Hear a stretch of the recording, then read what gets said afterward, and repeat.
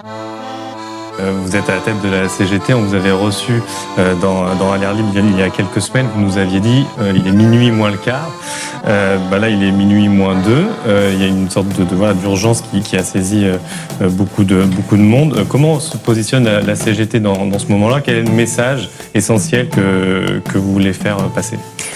Au vu de la gravité du moment, du fait que dans 26 jours, Jordan Bardella peut être Premier ministre de la République française, ce qui signifie qu'il peut faire la loi, qu'il peut nommer le président de l'Arcom, donc prendre le contrôle de l'audiovisuel public, qu'il peut nommer des membres du Conseil constitutionnel, qu'il peut nommer les dirigeants des entreprises publiques, notamment de Radio France, France Télévisions, qu'il aura le pouvoir sur le ministre de l'Intérieur, de la Défense, de la Justice, qu'il pourra réformer la carte électorale pour être sûr de pouvoir garder le pouvoir. Ce qu'il faut rappeler, c'est que l'extrême droite, elle prend souvent malheureusement le pouvoir par les urnes, mais elle ne le rend pas, soit parce qu'elle ne le veut pas, comme Trump ou Bolsonaro, soit parce qu'elle change les règles du jeu pour ne pas avoir à le rendre, comme l'ont fait Poutine, ou comme a tenté de le faire le président polonais, et heureusement il a été renversé par la société civile. Donc on est dans un moment extrêmement grave. C'est la raison pour laquelle, à contexte inédit, la CGT a pris des décisions relativement inédites. C'était pas nouveau dans notre histoire, on l'avait déjà fait, mais ça faisait 90 ans. Et donc la CGT a décidé hier d'appeler à la constitution d'un front populaire.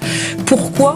Pour dire que dire non ne suffit plus. Évidemment, il faut dire non à l'extrême droite, mais il faut dire et offrir et construire des perspectives sociales rassembleuses de progrès, parce que c'est ça qui permettra d'empêcher l'extrême droite d'arriver au pouvoir. Et juste un mot, il y avait aussi une réunion de l'intersyndicale lundi soir, elle n'a pas choisi ce mot d'ordre du Front populaire, contrairement à la CGT seule.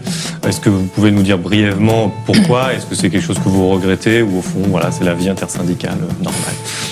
Non, je ne le regrette pas du tout. Je pense que l'essentiel lundi soir, c'est que la majorité des organisations syndicales ait décidé de faire un appel très fort, qui dise le scandale, le danger du Rassemblement national, qui pointe les responsabilités que sont celles d'Emmanuel Macron, qui mettent au centre de son appel des propositions. Il y a 10 propositions dans cet appel, et j'appelle, j'espère bien que celles et ceux qui sont en train d'écrire le programme ont eu ces 10 propositions et qu'elles seront dans le programme, puisque justement nous nous sommes dit en intersyndicale qu'il fallait mettre au centre des propositions concrètes pour ouvrir des perspectives.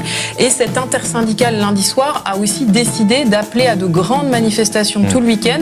À samedi, à Paris, je vous donne rendez-vous samedi à 14h, place de la République. C'est très important qu'on soit nombreuses et nombreux. Et pour finir, je pense qu'on est dans un moment où l'histoire sociale et politique s'accélère. On a chacune et chacun rendez-vous avec l'histoire à notre échelle.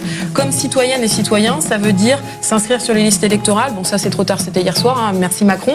Aller voter le jour J ou laisser procuration, aller manifester parce que ça change la donne, ça crée une dynamique sociale. Et puis quand on est décideur politique, je suis désolée de vous le dire, vous avez une obligation de résultat parce que vos responsabilités devant l'histoire seront écrasantes. Vous n'avez pas le droit de pas y arriver et donc vous êtes sous surveillance citoyenne. C'est bien clair ? C'est noté. Mais je pense que c'est ce qui nous anime collectivement. C'est ce qu'on souhaite. Ouais. Ça devient vraiment urgent et nécessaire, je tiens vraiment à le dire, parce que l'idée de ce Front populaire, si c'est refaire la coalition des partis, on est condamné à l'échec. Il faut qu'on soit débordé par la société civile, et elle est puissante dans ce pays, elle est beaucoup plus puissante que la classe politique, et que les partis politiques. Il y a plus d'adhérents à la CGT que dans tous les partis confondus qui sont aujourd'hui signataires du Front populaire. Donc prenez le pouvoir, soyez plus qu'à nos côtés devant nous, et on pourra vraiment transformer la vie des Français dans les semaines qui viennent. Ça